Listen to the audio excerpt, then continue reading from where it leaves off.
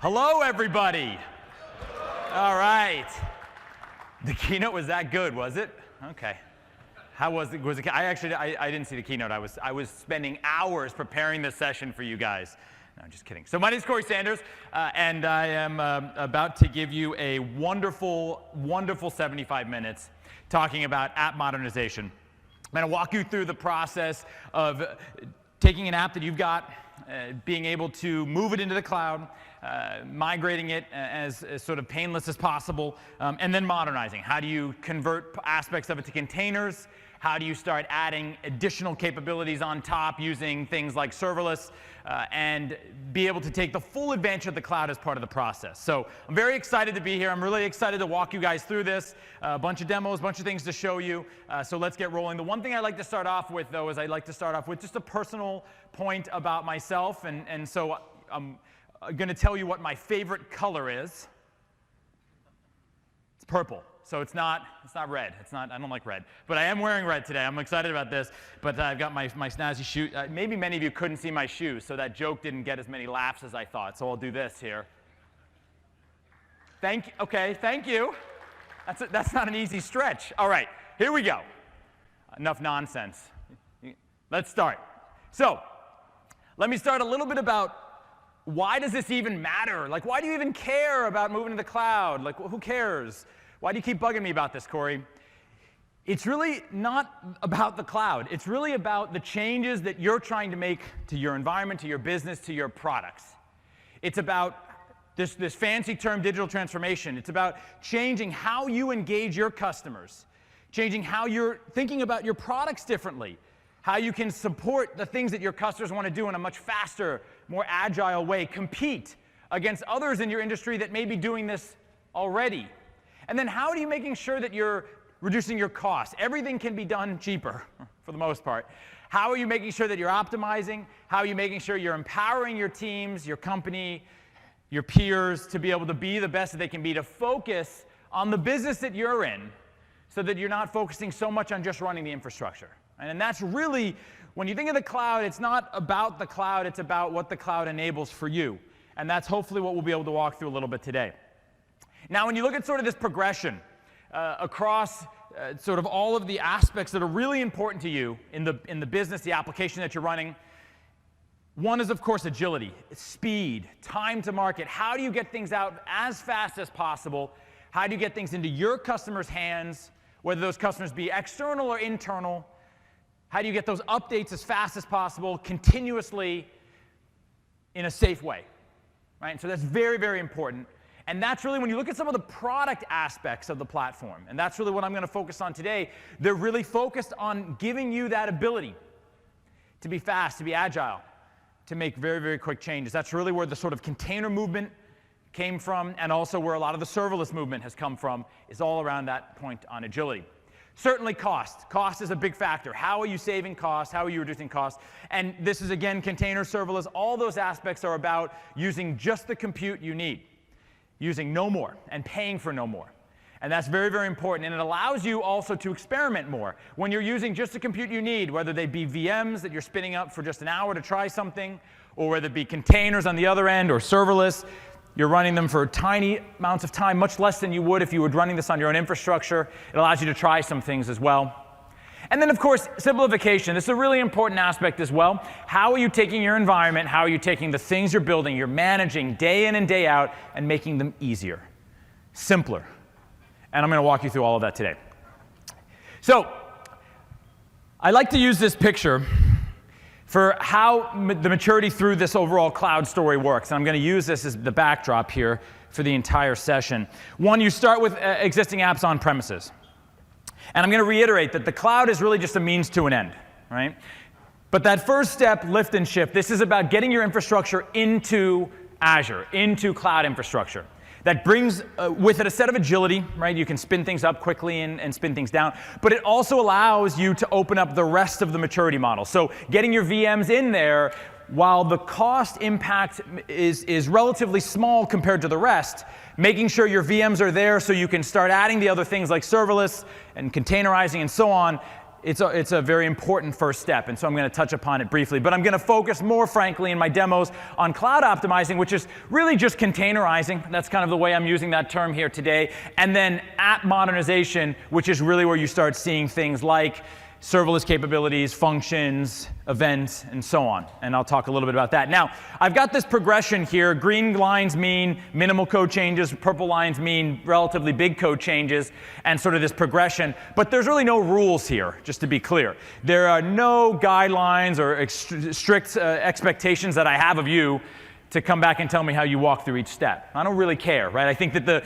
the goal here is that you're taking advantage of the capabilities as far to the right as you can, and as is business valuable to you, right? And that's a decision you'll have to make. But you can really skip steps. You can go straight from on-prem to rewrite your full app, right? I do know folks who have done that. It can be challenging, but I do see that. You can skip steps, go straight to containerization, and so on. So don't get caught up in this is the flow, but this is the going from left to right is sort of a mechanism I see from a lot of customers. And so let me actually dig into a little bit of the details here on what that first step looks like, what that movement from on-prem into lift and shift looks like, and some of the tooling that we've got to support that. So this is the term lift and shift. It really is a very good descriptive term. It's sort of shifting. I don't know what the shift is, but you're taking your app and you're effectively taking it as a VM and you're moving it to run on infrastructure in the cloud. Now, there's some clever things that you can do here that aren't purely just infrastructure. You can take advantage of some of the managed services here straight away, right? So you can go straight into things on Azure, things like managed instances with SQL, and I'm actually going to show you how to take advantage of Postgres or MySQL and use managed platforms as part of this lift and shift. So you get a little bit of that managed platform, but without having to do a lot of code rewrite. So you're taking your solution you've got, you're taking your VMs that you're running, even bare metal that you're running, and you're able to sort of move this straight into the cloud, get that level of agility. But this is certainly a smaller cost benefit and a smaller agility benefit than some of the modernization steps. So it comes with pros and cons. You're not re-architecting things. For the most part, things just work. There's always those caveats and those networking things you got to kind of work through. But for the most part, things work. It's the least effort. But you are definitely getting the least value of the cloud. And so this is a good first step, but for many solutions, it shouldn't be the last step. And so one of the benefits here that you get, obviously you get that agility, but you also get the global coverage. So suddenly, your app can deploy now anywhere, right, in these 50 blue dots. And so there are actually servers behind these blue dots. They're very small servers. But you can deploy in any of these 50 locations and get that global benefit. You also can get some benefit across a reliability perspective. So you can get a benefit here when you're deploying in Azure. We do offer actually the only single instance SLA. So you can bring those single instance VMs and still have some confidence that this service is going to keep you up and running, all the way out to the 4.9's SLA that we offer with availability zones, which we recently launched. But then a lot of focus again on those region coverage, that ability to do failover between region. And this is where I think there's even some unique value even just in the lift and shift step. So let me show you a little picture here. This is what France looks like. And so if you look at France, we've got basically two regions in France. We've got France Central and we've got France South. And you can see they're very far away, that the distance between them is very far away. From a DR perspective, presumably a big storm shouldn't hit both of them, right? There shouldn't be a natural disaster that hits both of them. It's quite a large, France is a big country. And so deploying in both gives you a sense of DR, protection, confidence, right? You're not going to go down because of some bad weather anomaly. But they're also too far away for synchronous replication. So if you're doing something like a SQL Server or Postgres or MySQL, what have you, being able to do synchronous between them it's too far, right? It's just the distance is too much, the latency will be too high. You don't want to do that. And so this is where the combination of zones plus region become really powerful. So you can see the zone is sort of the zoom in on France Central, and you can see the distance here. It's hard to see sort of the gauge here. It's about 5 miles between AZ2 and AZ3 here, or about 7 kilometers. It is France, so it's 7 kilometers. And then between it is anywhere else in the world but the US. Kilometers, seven there. And then between there and what we're seeing here in AZ3, excuse me, is a little bit further, right? So that's about 20, 30 kilometers there. And so this is close enough for synchronous. And so the combination of these two, we think, is very valuable for both the combined HA solution that gives you 4 nines up in the zone location and then the DR location into the other spot in France. And so this is really, when you look at the vision of what we've got with DR, with zones, the combination of these two is really the way we're planning to move forward in a lot of the countries that we've got. And again, the nice thing here, no data's leaving the country, right? And so with a lot of these countries, there's rules, regulations, expectations around data proximity and remaining locale in that country, and this enables that. And so you get that benefit, again, just with the lift and shift model. And so I have an example of one company here who's done quite a bit of lift and shift and actually taken advantage of our Azure Site Recovery and Migration services to be able to do this in a very, very easy way. So let me show you what they've done. Allscripts was founded in 1986. We provide healthcare solutions to 180,000 physicians in 2,700 hospitals, about 13,000 post-acute facilities. We're a company of mergers. As we progress into the international market space, we simply don't have existing data centers in those regions. Being able to provide access to data centers worldwide, as well as the various technology sets to allow us to grow as a technology company, was a primary driver for us to head to Azure. We had one rather large acquisition. It was close to 1,000 VMs. Even within 3 weeks, we were able to install a system, test failovers for our critical systems, determine which systems were or were not viable for moving, and then do the actual migration. Azure Site Recovery will install agents on your various systems, and not just Windows systems. We were also looking at CentOS and Red Hat. It would basically collect data on those systems as it runs, so we would understand what our future costs would be. And if there was any issue with those machines, we still had the old ones intact that we could resynchronize and bring across if we needed to. We lift and shift from our existing data centers into Azure. At that point, we begin to refactor the code to become more native into Azure and take full advantage of the technologies available to us. The very wide and broad set of capabilities within Azure, whether it be IaaS or PaaS or Azure SQL, Logic Apps, Azure Functions, provides the ability to match the technology to the problem we're trying to solve. Hybrid use benefit is very important to us for controlling our costs for our long-running 24/7, 365 applications. Through the use of the hybrid benefit, we'll be able to reduce our overall costs by up to 82%. The impact of Allscripts moving to Azure has been pretty significant, anywhere from the way we develop our products to the financial side of things. We've accomplished quite a bit in Azure over the last couple of years, but there's way more we can be doing, and I'm very excited, as is the rest of the company, to see where the rest will take us.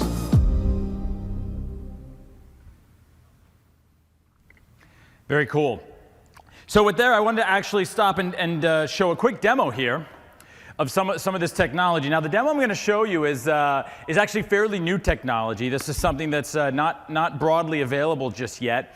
And what's exciting about this is, some of the services that the gentleman mentioned and we've talked about is migration, right? Being able to take virtual machines, take physical machines, move them into Azure infrastructure seamlessly, right? And a lot of that support, as mentioned, Windows and Linux machines natively, but then also SQL Server has been very easy to move into a managed SQL environment.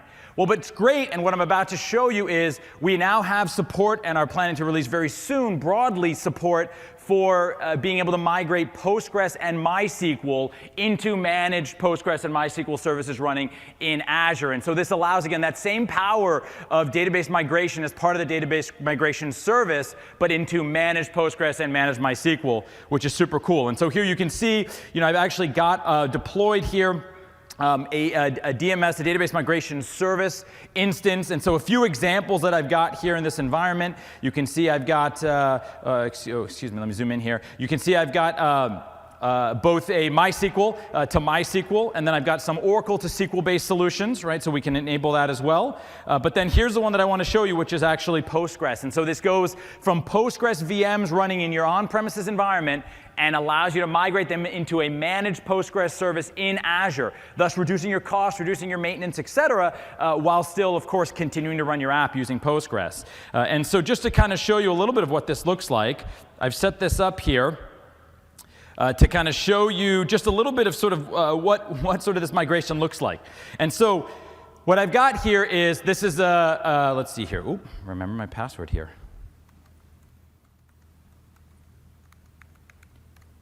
Okay, I remembered it, but I could not talk while I was remembering. So anyway, so what we've got here, guys, is we've actually running a set of orders. Okay, and so the reason why I wanted to show you this is a database running on premises. Okay, this is a database that I've got running, and I'm creating orders. So really, the way to think about this is data's going in, right? It's going in, and it's continuously going in.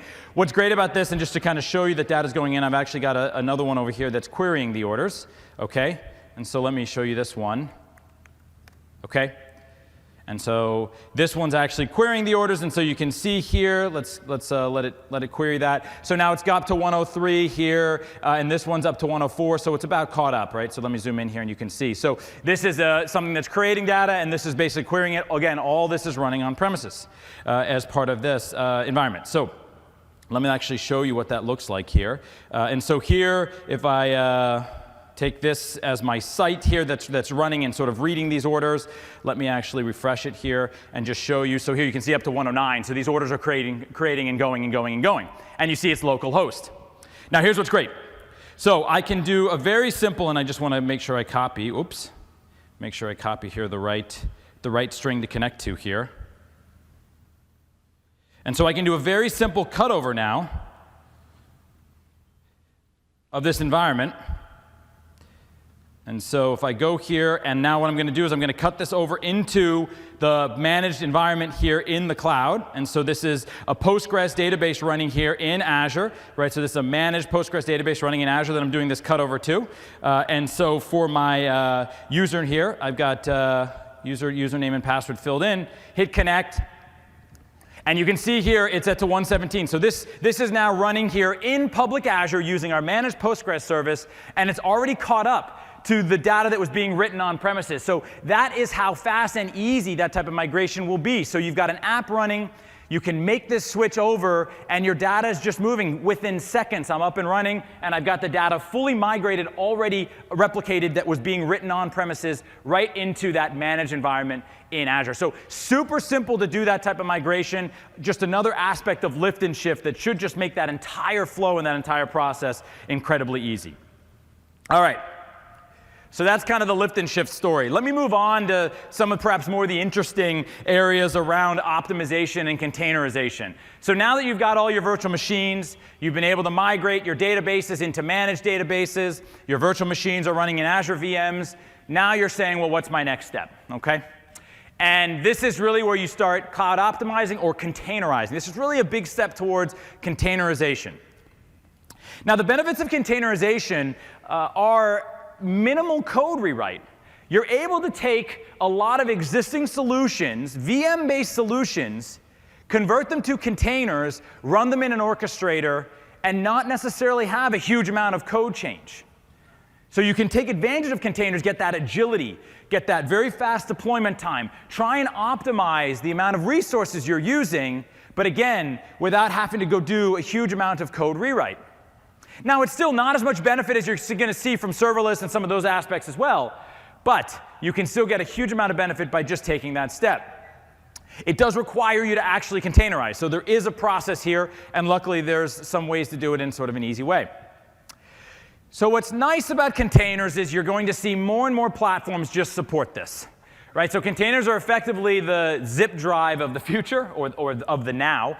I guess zip drive's kind of old, where it's effectively a way to carry code. It's a way to carry a package. And many of these services are just going to support it, right? Some of the services were built natively to run containers, but some things like web apps or batch have a lot of capabilities, but then can just run containers. And so containers become this standard format. You saw this in Satya's session yesterday. IoT Edge can just run containers. So we can run them in any one of these services. We can run them in the edge. They're just becoming that standard format. And so we do have native support in a lot of these services. Let me start off with a few. So ACI, this just recently went GA. Very, very exciting service. If you're brand new to containers and you sort of want to see what the hubbub's all about, this is a fantastic service to get started, because it's a simple command that you spin up. You get a single container. You have no infrastructure to manage. You have no orchestrator to manage. You don't even need to know what an orchestrator is. You can just get containers from us, just like you used to get VMs from us. But now you can get these containers from us, and we'll spin them up, and we'll deploy them, and we'll take care of that. And so it makes it very easy to spin up containers, very, very fast, too. So this is the fastest way to get a container in the public cloud. So within seconds, you can get this up and running. And we do charge per second. So you make a mistake, you pay very little. You can pay down to, again, very, very small amounts just to get these things up and running. So it's a great, great opportunity to both learn, but then also a great scale-out opportunity. So it allows you to extend existing services, which I'll show you, to be able to get very, very fast container-based deployments on top of existing platforms. And so the scenarios that we see this being used for, one, no containers, no servers have to be managed at all. Right? There aren't even any servers that you care about. Right? So they effectively are serverless containers. You can manage these completely on demand, so it gives you incredibly fast and agile deployment of containers, up and down really, really fast. And they are secure, right? So you can deploy these, and you get this level of confidence that this is running in a secure way without having any cluster being created or anything of this nature. You just get this up and running, and you go. And so we are seeing this being used for batch-based processing. We're seeing this used for fast scale up and scale down, and of course for any people starting with containers, especially particularly familiar on the Linux side, because it does have a very native Linux feel to it in the way that it deploys and is managed. And so when you start looking at this, again, no infrastructure to manage, fast start and stop, fast scale without VM startup. Now, you may be saying, well, what's the difference between this and something like Kubernetes, which has an orchestrator? You know, tell me why I would use one versus the other. So that's got very fast scale up. When you look at orchestrators, and like Kubernetes here, or even Service Fabric, you have a lot more control over what you're doing. You can control what places where. You can control the separation or the HA of your containers. You can make sure that these two containers are going to always be deployed together, right? So you can control that type of proximity, this type of control and placement algorithms that you may want to do with an orchestrator, especially when you get more complex with your applications. You can't really do as much with ACI. And so this is where we actually do think there's a lot of benefit of bringing these two together. So let me actually just talk a little bit about what we've done here with Azure Kubernetes Service, which I think I have Azure Container Service here on the slide. Ignore that. It's Azure Kubernetes Service. Why would we spell container with a K? Anyway, this is a fully managed Kubernetes service.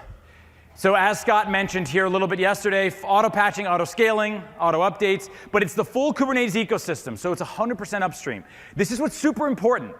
So Kubernetes tooling, if you're using kube control to be able to, or kubectl, depending on how you say it, to be able to access this and manage this, those commands just work.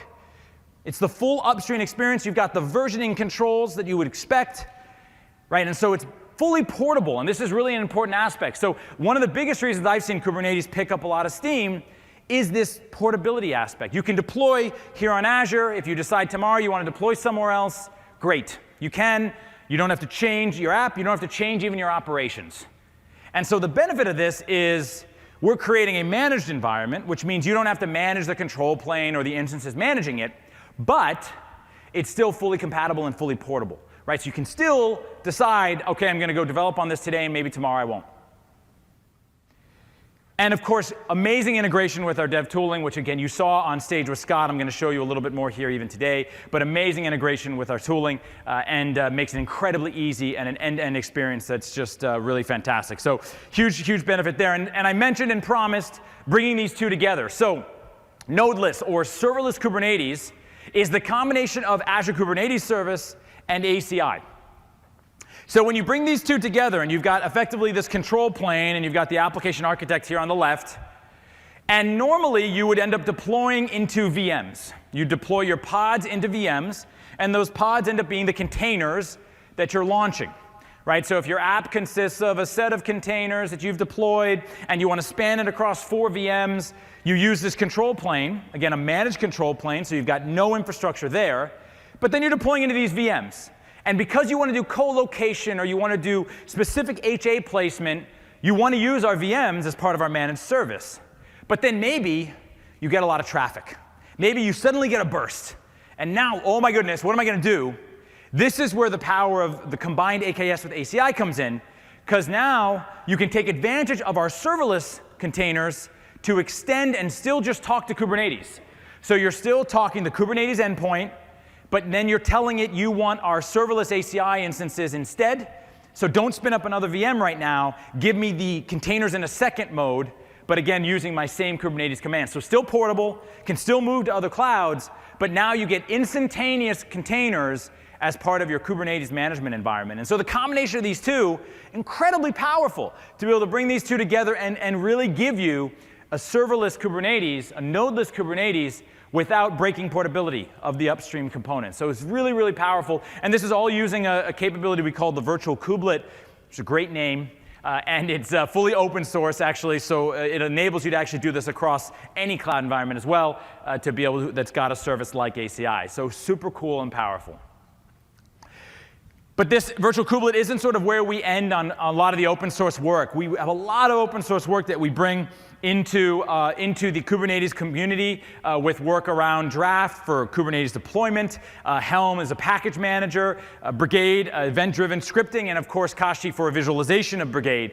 All of these are open source solutions that we've basically effectively given to the community to help make Kubernetes easier and simpler to use. I'd recommend you go play with some of these. They all can be very fun and very easy to use. And many of them are integrated, again, with our dev tooling. Right? So this is, as part of our dev tooling, you can take advantage of many of these services and be able to deploy against them. And so this is, again, a big part of our focus is just making Kubernetes great and easy to use.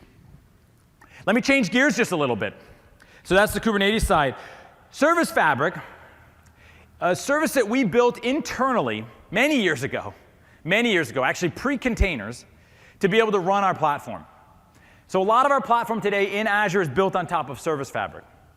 And the way that we built Service Fabric was focused on microservices. And so like I said, it was before containers.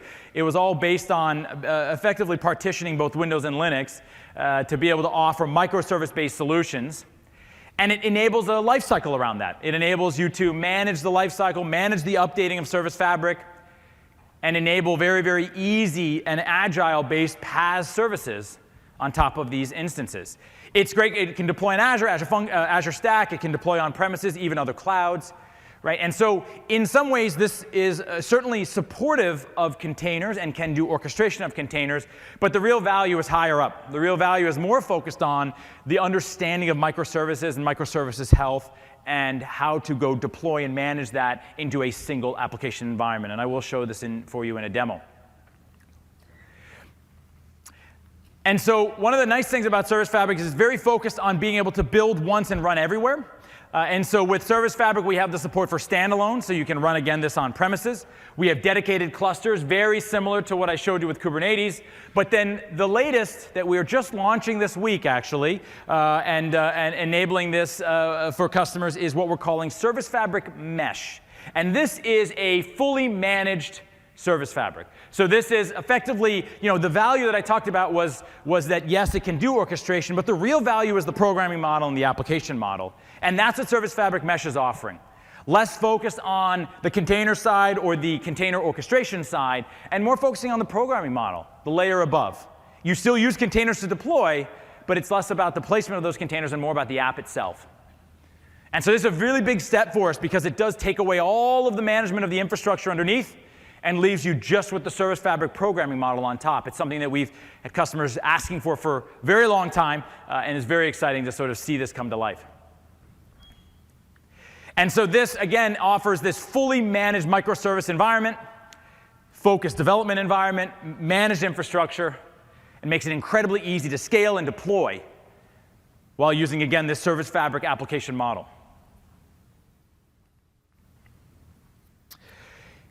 Now, I've talked a lot about Kubernetes, I've talked a lot about Service Fabric, I've talked a lot about ACI. It's also important to call out that we have a lot of partner solutions too. And these partner solutions have been fantastic. They've been really exciting. They all have different, unique benefits that they're offering customers. And we're super excited to be able to partner with each one of them in solutions and deployments, in dev tooling integration, and so on. One that we just announced this morning, actually, Scott at the Red Hat conference this morning, announcing support for a fully managed OpenShift platform on Azure. So that announcement just came out this morning. So another example of deep partnership that we've got with partner solutions to enable, again, this full breadth. Because for a lot of customers, there's different reasons why you target different platforms for different services. And so enabling the best of all of these is very, very critical to making sure that we're supporting you in what you need. And then, as mentioned, all of this comes together with our dev tooling. And I'm going to show you this here right now, but the integration of Docker into our dev tooling makes it so easy. It makes it so easy to take advantage of Docker in a simple and quick way. And some of the examples that you saw here on stage just yesterday morning with Donovan, being able to take advantage of CI/CD pipelines, being able to take advantage of VSTS to go deploy that whole thing, the integration with Kubernetes to be able to manage that environment. All this, again, deeply integrated with our dev tooling. And today I'm going to show you the integration with Service Fabric and being able to containerize and deploy directly in that. And so let me actually show you what the app that I'm going to build here and kind of walk you through. So it's, again, a very simple web front-end service tier, data tier. The back end is a SQL VM. And what I want to do first, using Visual Studio, I'm going to now convert this into a containerized app. And then I'm going to enable it to deploy on top of Service Fabric, and then show you some of the benefits of that first step on Service Fabric, including very fast agility, very fast deployment, right? Show you some of the benefits live. And that will be, again, this first step to cloud optimizing. So I'm assuming I've already lifted and shifted, so all that migration I just showed you, it's now done, right? So everything's up and running. And so now I'm going to show you the containerization step using the code that I've got. So let me actually zoom in here and show you that.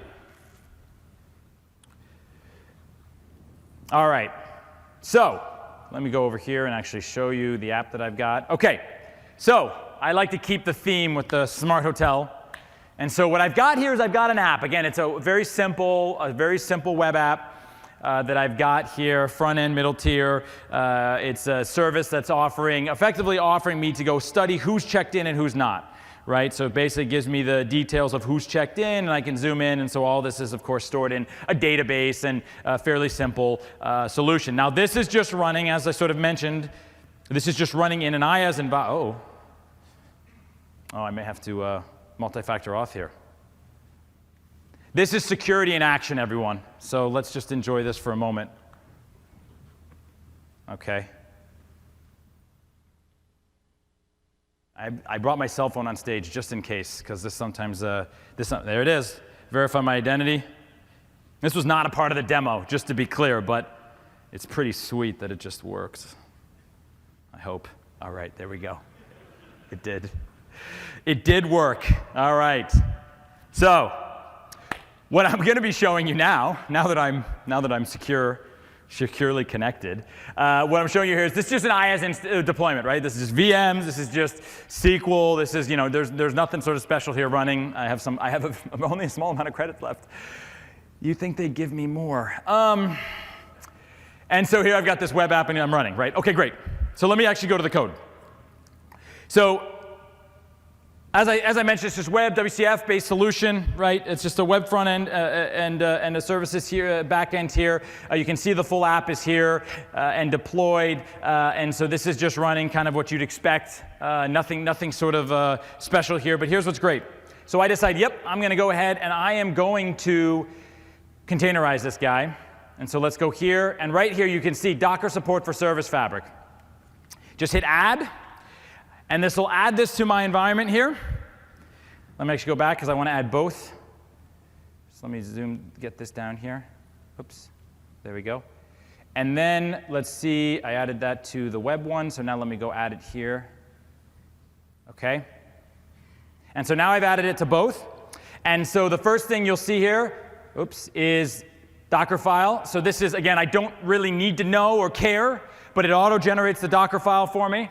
Right, so this is the file that's basically telling me how those containers are going to be built when I deploy them. So you can see it's pulling from an ASP.NET container, basically a standard container. So it's been able to deduce that that's the container that's needed. And then it's setting this up and setting up my environment here. And so you can see if I click in here to into the service manifest here, you can see it's got sort of all the details that I would expect. Sorry, I want to go down here to the application manifest. And you can see here some of the parameters that I don't have to change, but I can. Things like whether I want to run with more instances. So this will launch with just one instance of each, but I can launch it with more. But then also isolation. So I can decide what type of container deployment do I want to deploy inside Service Fabric. Do I want fully Hyper-V based isolation? Or do I want to take advantage of a lot more tight packing, right? And really take advantage of the resources below, which means those containers trust each other, right? I can basically decide, do they trust each other or not, as part of this.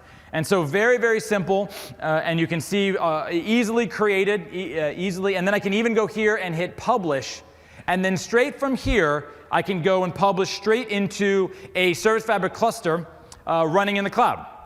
And so it's even easier once it loads them. There they are. And so you can see here I've got a set of Service Fabric clusters I can pick. And so if I wanted to deploy to this Smart Hotel Service Fabric cluster, I pick a registry that I've got. So I've got a private registry already set up here for me. Right? And so this will allow me to store my container and deploy it from there. And then I can go ahead and hit publish. I'm not going to do that right now. And I'm not going to save those changes. But you can see just how fast and simple I've spun up a Service Fabric cluster. I've now containerized this app with just a few clicks, and that's going to launch. And just that simple, let me kind of show you. This is actually just the exact application, so it should look very similar. I guess different, maybe it's pulling from a different database, or maybe it's been updated. You can see here, this is the one that's running here for my container-based solution, and then this one was running the original IaaS solution. And so the exact same thing running in both. And so this is the Service Fabric view of what's running. So I've spun this up. I've got 5 nodes. As I mentioned, this is running on Azure virtual machines. I've got one app deployed, right? And so you can see here the two parts of the deployment. Here's the web front end, right? So you can see here the web front end as part of this, and then I've got the WCF portion of the app here, okay? And so as part of this, again, one instance each, but they're each deployed and they're running and they're taking the traffic that I need. Now, if I say, you know, I may need a little bit more capacity. So let me actually show you this view. So these are my 5 nodes. You can see they're relatively empty, right? I've got a lot of room here and a lot of opportunity to grow. So if I go here and actually say, this is where the agility comes in, guys. If I go here and say 2, okay, and then let me go to the second one and say 2, okay. And so now watching here, we got, it's just launched, so now I got another one, right? So now it's taking more traffic on my front end, and now hopefully the second one comes through, and I can take more traffic. Oh, there it went. I can take more traffic on my back end, right? So this is really, when people say agile containers, that's what it means, right? So now I've got this solution running, which is Service Fabric. Same exact experiences can be done on something like Kubernetes, and you can then just scale as needed. And because those nodes are there, and it's going to go find the optimal place, you can see it didn't stack on any node. It used the other nodes that were available to try and spread it out. Once those fill, and there's 1 across each, it'll start going up to 2 and 3 until it runs out of capacity, right? And then you have to add another VM as part of it. But this allows you to take advantage of that optimization and agility while still, again, no code was written, right? Other than the right click and containerize. For a lot of your applications, it's just that simple to be able to containerize your solution and go. Okay. All right. So, the last step, which is probably the biggest one of the set, which is modernization. So now you've got things containerized. Now you're saying, I want to hear about all that fun, new, cool stuff, serverless, functions, etc. How do I get there? And this does require more code work, right? This does require you to develop more. It requires you to, and that's great, right? I think that's obviously, that's what this room is looking for. But it does require changes to an existing app typically, or adding to an existing app. It's a combination of services that you're going to see. It's a combination of data services and compute services that we're going to walk through, and I'm going to show you a lot of the real power that we've got here. So first, just kind of a view of what this means and sort of how this all fits in. As you make this progression here from left to right, from on-premises to IaaS, that lift and shift motion, then PaaS and serverless here on the right are really allowing you, again, more agility, easier deployment, easier management, and lower cost.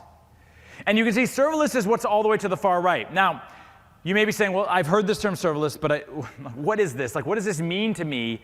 Why do I care about serverless? Well, I'm really glad you asked me that, because I happen to make a slide about it. Serverless is really about building apps faster. It's about managing your apps versus your servers. And it's kind of an obvious name. You can reduce your DevOps and the costs associated with DevOps and get much faster time to market. And the reason for this, again, is because there's no infrastructure to manage. And in many cases, like functions and logic apps, they're fully event-driven.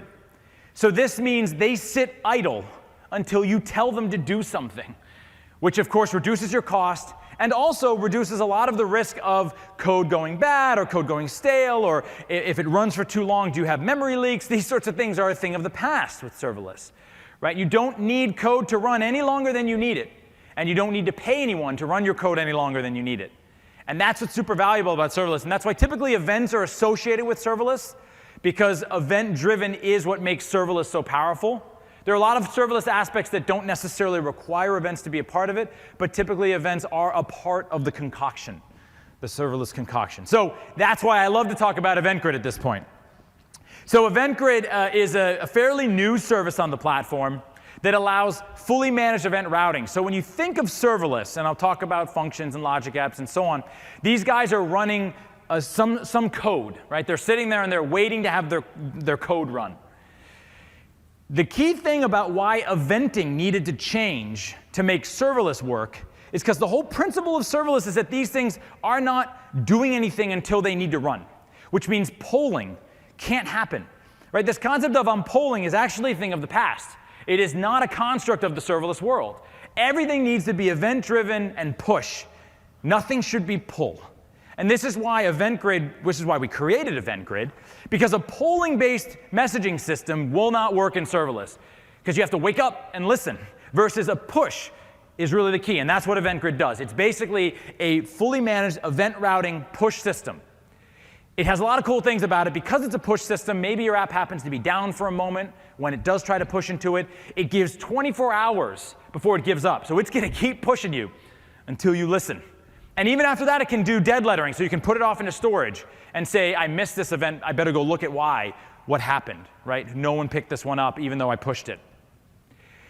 It's connected with a lot of our services, but it also can be used with external services too. And that's what's so cool about it. And the announcement that we made on Friday, which I think is perhaps one of the coolest announcements, blogs that I think I've written, was about cloud events. So this is a new open source standard as part of CNCF. So it's basically an open standard body. Folks like Oracle, IBM, Google, AWS are all involved. That is an event standard, which means you're not locked into any cloud or any eventing solution, that we now support natively with Event Grid. So Event Grid can now publish in this standard and listen in this standard, which means you can have things running in AWS and use Event Grid and then go off to GCP if you want to, right? So this ability to have eventing truly be a global phenomenon and take advantage of the services that you want with this open source standard cloud events is now a reality. And it's available today. So we launched it on Friday with the announcement of the v0.1 version of Cloud Events. So this is very, very exciting to see. And to give you a sort of a view of what this all means coming together, here you can see, from our perspective, the Cloud Event story, lots of events coming in. Services that we've built, so whether it be things like media services or blobs, Service Bus, these can create events in Event Grid. You can also have custom events. So your apps can create events with us. No problem. So you run an app, you want to create an event, do it. We can take cloud events. We can also publish in cloud events. And then on the right side, functions, logic apps, listening to these events, being the push of those events, and being able to react and run code. We also have the ability to, of course, take those and buffer more events out. Things like an event hub, which is actually storing it more of a streaming way. And then, of course, you can even do custom out as well. So you can run other code. You can go fire Lambda. You can do whatever you want. And this cloud event support, very, very exciting. I've copied, I believe this is the entire standard here. So it's a pretty simple standard, a pretty simple format. But very, very exciting, normalize this across environments. I think eventing is going to be one of the most portable, capable services and solutions that exist. And I think it's going to open the door on what serverless can really be. Imagine writing an IoT device, and you're writing some code on it, and you're stuck picking which cloud provider you're going to write your events for. Right? That's nonsense. So this now enables you to not care. You write it to cloud events, and everyone, presumably, will be able to go listen and act on it. All right. So let me talk a little bit about the services now, because these services are super cool. So first, let me start with Azure Functions. So Azure Functions is our code-based serverless product. So this is on-demand serverless code. It allows you to develop, debug, deploy directly in Visual Studio, which I'm going to show you. You can do Visual Studio or Visual Studio for Mac, all of this local. And this is one of the hardest parts that we've actually seen with serverless, is not how easy it is to make agile-based changes, but how easy it is to make mistakes. It's one of these, how fast you can go update also means how fast you can go ruin your application. It's very, very easy to go make mistakes because it's hard to debug. And this is where some of the integration with Visual Studio is so powerful that I'm going to show you. And then, of course, CI/CD support as well as part of VSTS, being able to update these directly and deploy changes as part of them. And then, of course, the aspect of functions that I don't have here but is super powerful is you can put them in a container and run them anywhere. So it's open source solution. So Azure Functions is open source, can run in a container, and can run anywhere. Right? And so that's why it's a big part of our IoT Edge strategy. You drop it in a container, you run it, and suddenly these IoT devices can run those same functions that you just debugged on your Visual Studio device on your PC. So super powerful, and something that we're seeing a huge amount of growth on in the platform. Then let me add on top of that Logic Apps. So Logic Apps offers the ability to do on-demand serverless workflows. And so what this allows you to do is it allows you to connect with many, many different services. And you saw Jeff Holland actually demo this during the keynote yesterday. So it is serverless, just like functions, but it's more focused, again, on workflow versus code.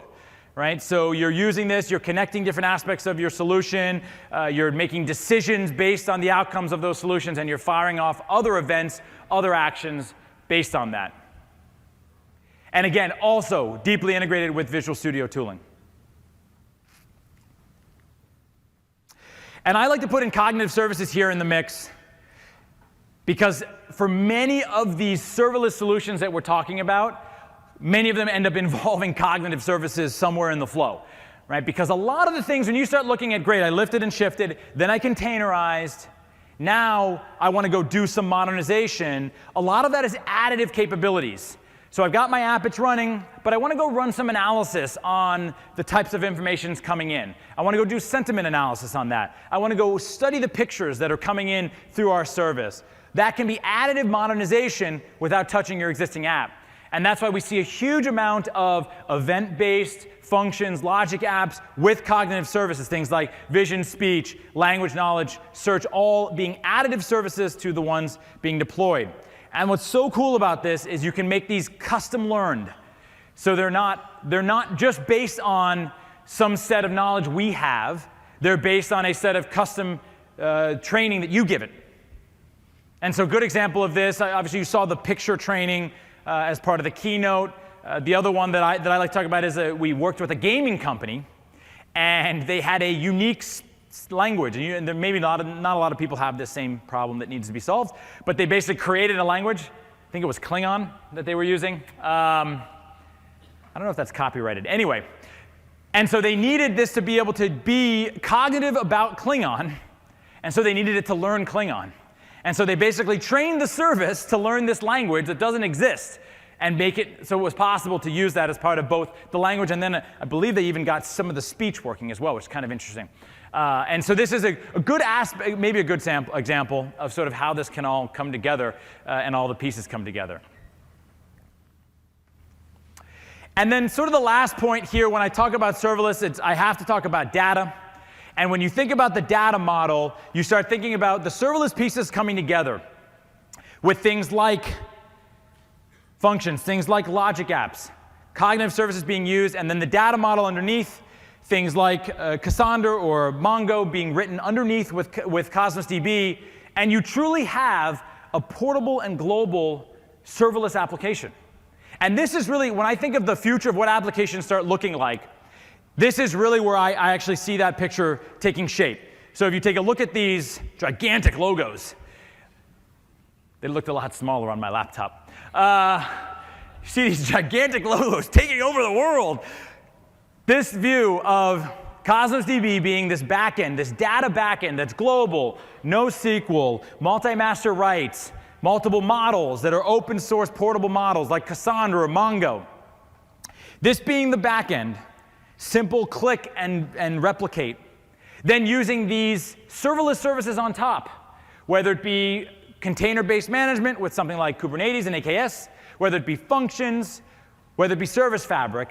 This layering, I believe, is the way applications will be written moving forward. Because you've got stateless solutions on top, with this global data model underneath. It makes it incredibly easy to update and manage, and it just creates a much simpler global application story with, again, out any servers that you have to manage. And of course, paying exactly for what you're using in each one of these cases. So let me actually show you one example of a customer who's done some pretty amazing work with a bunch of these services. So you'll hear a bunch of the names of these services in this video, and pretty exciting actually to see some of the work that they're doing. So let me play this right now.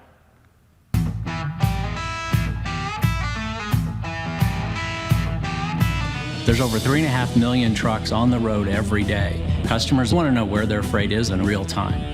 We've built this business on a mainframe, but we have reached the limit of that capability. We are migrating to Azure to handle 18 billion integration points and 8 billion transactions over the next 3 to 5 years. We are moving from 2,100 applications to one platform. We have Linux, Windows, and Java that we needed to migrate. We didn't have to re-architect those applications in order to move them to the cloud.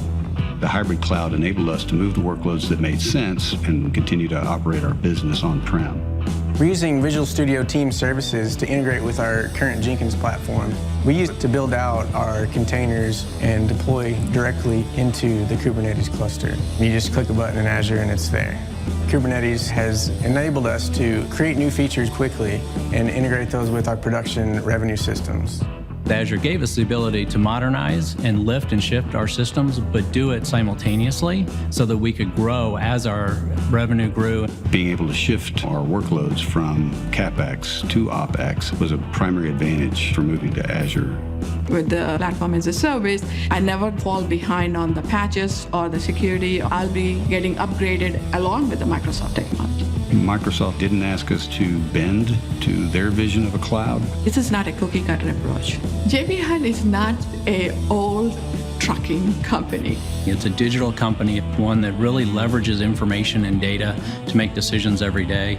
We've just tapped the potential of Azure. And we are disrupting the industry.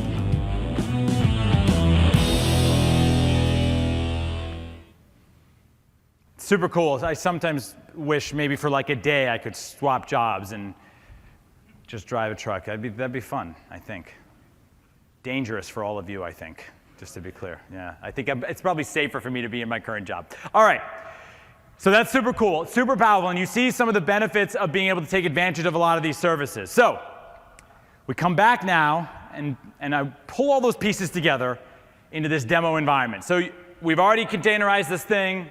It's running on top of Service Fabric clusters as a part of those container solutions. Now I'm going to go crazy. I'm going to add Twitter. I want to be able to go track sentiment from customers, so I'm adding value to my solution. I'm taking that Twitter. I'm basically doing this initial assessment, putting it into Cosmos DB so I can track those tweets. I'm then going to go do a sentiment analysis using an Azure function. And I'm going to go actually debug that function. And then I need to add this to a new stateless service that's a Service Fabric service that's going to be offering this up as an endpoint for my web front end to put this into my app. So that's going to be the next demo. So it's pretty much, that's it. That's all I've got left. That's just going to get demo for the rest of the time. All right. So I want to start here with logic apps. Okay, and so you see here I've got logic apps deployed, and what I'm going to do here is I'm going to go into the designer. And so I want to show you what this is going to do. So here you can see the designer. This is super powerful. If you haven't played in this designer, I highly recommend it here. But this is starting here by basically doing an integration with Twitter.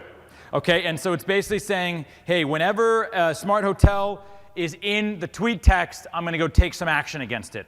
Right, and it gives me the frequency and so on, and it's using this connection here. So I'm actually going to go ahead. I've already got a tweet here ready to go, so smart hotel. So I'm going to go ahead and tweet this just to get this up and running. So now what's it going to do?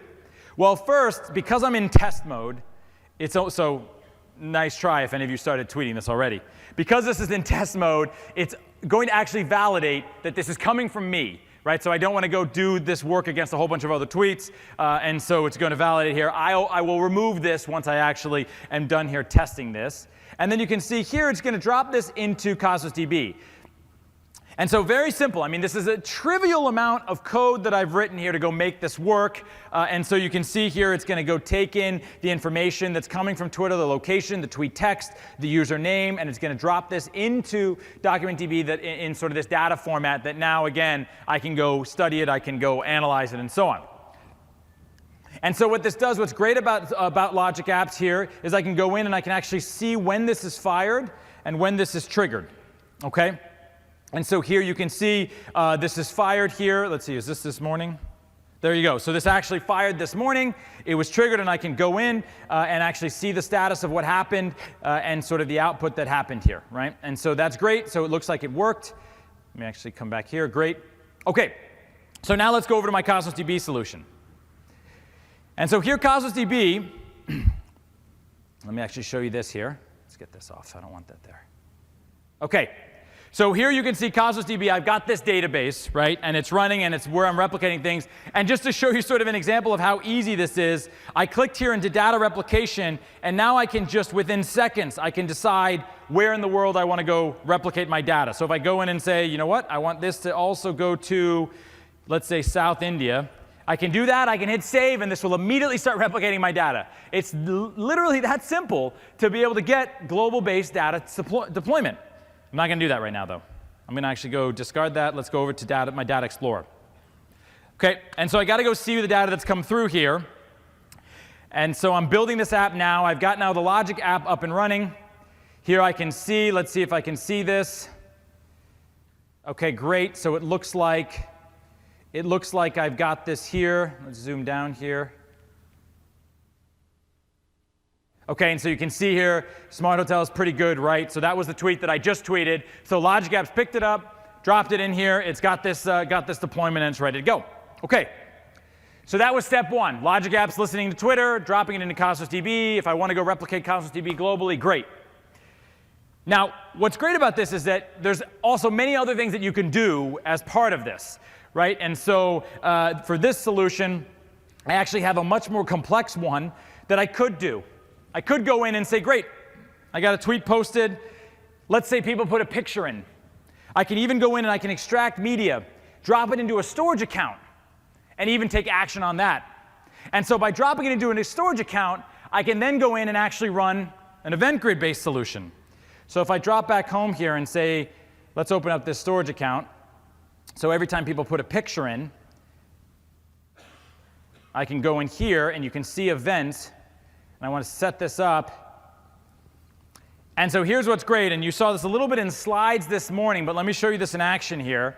If I go to events here under storage, and let's say people are putting in videos, I hit create here. And this is now just creating an event grid pipeline for me. So I don't even care that event grid is being used here. But it wires me up, and I've already got my accounts already configured because I've used this before, and it wires me up. So here you can see when an event occurs.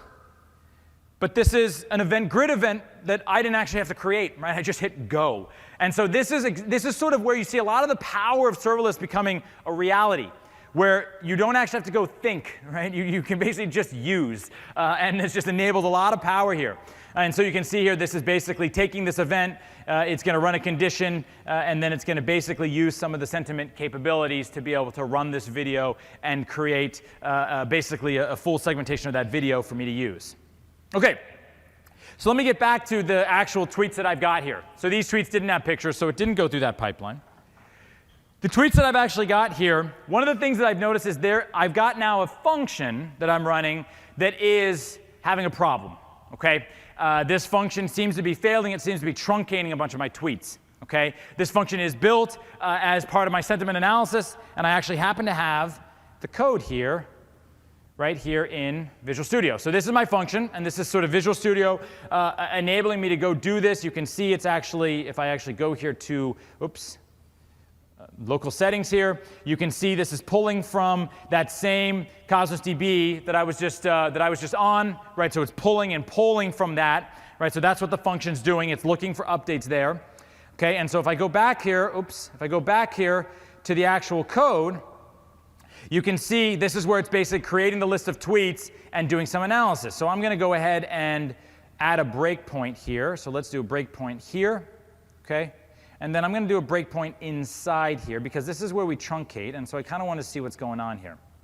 Okay, so that's great. So now if I hit go, here's what's happening. I'm now building this function locally, and I'm spinning it up locally with ASCII art.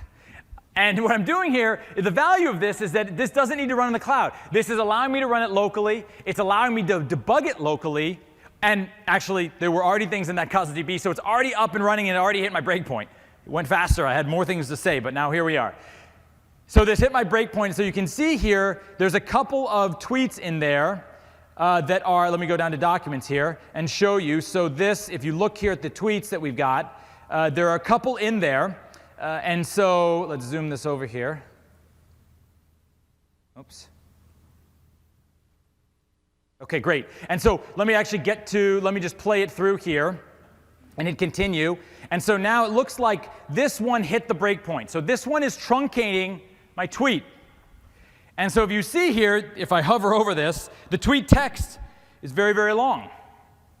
And so you can quickly see what the bug is, presumably, that it looks like I put some code in here to validate that the tweet isn't more than 140 characters, which used to be the rules of Twitter, no longer is. So this tweet is longer than 140 characters. It's getting truncated. So you see here now, it's giving me this warning. I can now see what the tweet text is. I can understand that it's 219 as the length, and it's truncating it. And that's why I've got my problem here, okay? And so then the second one that comes through, I actually don't have as much of a problem. And so this is because this one's actually the one that I just tweeted, right? And that one's going to go through just fine. And so if I just kind of continue through, that will not hit the second breakpoint. And so you can see here's the output of the function running. And so you can see here this one is saying it got cut off. And so this one ended up being more than 140 characters. And so that's no good. And then this one is the one that I tweeted through. And so that one looks like it's working well. And look, it also gives me that sentiment score of very high. And so that worked very well, right? And so right here, I can basically say, great, that's fantastic. Let me stop debugging. And I can fix my code. And so I think it's 240 now, right? 280? 240? Does anyone know? What's the maximum Twitter? No? 280, thank you. So like any good developer, I'll just update that to 280 and be done. Whoa. Don't forget the comments. All right. And so with that, I can go and build that. I can go deploy that. So you see I've done this local debugging. I've done this local analysis of the code. And it's integrated, again, with that entire environment. And so now I can go back and I can publish all of that. If I go in here and actually change, let me go back here. And so this was all a dev environment. And here's what's also great about this. If I go back to my Logic app, this is all going to my dev environment. It's going to my dev Cosmos DB. If I want to go in and I want to change that and I want to say, you know what, actually, I'm now going to go make this go back to my production site. So you can see it's right now it's setting debug site. I want to go back to prod site. Just like that now, this is back up and running in full production mode, right? And so if I go back in and say, let's see here, our hotel is much better now. Okay? If I do that, And so what this is going to now do is it's basically going to go and deploy that, and it's going to run through the system, and the function now has been fixed and deployed, and it'll allow that all to work. Okay, the last step of this app modernization. So now I've gone through, I've added logic apps to go pull from Twitter. I've done sentiment analysis using a function. I'm now using Cosmos DB, which can have global replication for that data storage of what those tweets are looking like. Now I need a part of my service to change so that I can pull from Cosmos DB with the sentiment score already done and add that into my website, okay? And so what's beautiful, and the reason why doing this originally with Service Fabric enables a lot more capability, now I've got this app running, and this is the containerized app, but no additional services on top. And now what I can do is I can say, great, now I have a new service I need to add. Okay, and so here I can go in, and I can basically say new Service Fabric service. This is a Service Fabric environment here. And so this allows me to go in and pick and deploy exactly what additional service I want. And so this case, because it's just reading from Cosmos DB and creating basically a web API that's going to be read by the website, I'm just going to make it a stateless.NET Core here. Let me just make it, I'm going to make it my sentiment analysis service, okay? And so let me just create that. And I want an API, right? So it's just creating an API that's going to expose it to the rest part of my service. And just like that, I've got this entire environment. I can now right-click and deploy and publish this. And now I'm running in that same Service Fabric environment with this additional service deployed. And so, but this is just super simple, because this is just looks and feels and touches just like you'd expect an ASP.NET web API to look, right? So if I go in here and I go into my values controller, here you can see I've got what you'd expect, just the normal API controls that I can go type in and leverage, right? And so I actually happen to have done this already. Okay, and so let me zoom over here to a finished oops, I'm clicking on the wrong one. Finished product here. And so this is, again, that web API. And so you can see this is calling now that document DB repository. It's pulling from it. It's creating and returning the sentiment analysis and what that tweet looks like that can then be used as part of my service. And so again, a right-click publish, this app is up and running. It's running in that Service Fabric cluster, and away I go. And so let me see here. Let me actually show let me show the finished. That's just a dancing box here. Look at that. Let's just watch that for a minute. No, just kidding. All right. Let me go back here to the finished app. And so here I've got my finished app. And so let me actually refresh it here. And so I've got sentiments up here. It's sort of a new section that I've got. Okay, and so if I click here, you'll see, and there's the one that just piped through, right? So this one now just came through. Get that out of there. This one just piped through and shows here the sentiment analysis of that I tweeted myself. And so here you can see this is the tweet and some of the other tweets that have gone through. And again, this is the service that's been created. So now this is running a new PaaS-based service running on top of Service Fabric, pulling from Cosmos DB data that was put there by sentiment analysis from functions after using logic apps to pull from Twitter. So this is really taking that modernization sort of a much deeper step forward and allows you to put all those pieces together in sort of a very, very coherent way. All right, let me slide back here and finish up with the slides. And so this is the app. This is the app that I just showed you, the app that we modernized. Fairly quick to go do. Obviously, this is a very, very trivial example, but you can sort of see how this can come about, how you can take advantage of these services to add value to the apps that you've already got, taking advantage of containerization and app modernization as part of it. And so when you look at this whole motion, this whole cloud maturity motion from left to right, starting from existing apps all the way to app modernized, as I said, you can go in any which way you want, right? You can find the right path, you can find the right progression, but this really is the overall motion that you've got. It is the modernization journey that you're going to want to take with many, if not all, of your apps.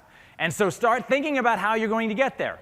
And that's going to be small steps or big steps, completely up to you. But the services are there for you and should be fairly easy for you to go take advantage of. Now, if you were wondering where this code was, we do have this code available online, so you can go take a look at what we've done here. I talked a little bit about the migrate to Azure capabilities, and of course, getting started in a very easy way. And so the last thing I'm going to leave you with is actually one more customer video, just to show you a customer that's, again, taking huge advantage of both the migration and that modernization capabilities.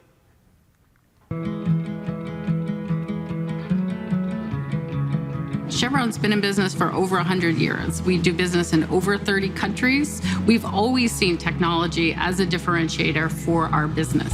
What's different with cloud is we can deliver business value at a speed never achieved before. We can manage greater volumes of data. We believe cloud actually makes us more secure. We can actually patch our infrastructure faster if it's cloud infrastructure. Chevron has an application portfolio of approximately 6,000 applications. We are interested in moving as many of those to the cloud as we can. We started with PaaS Basic, very quickly moved on to the IaaS Basic, and now we continue to enhance these automated pipelines.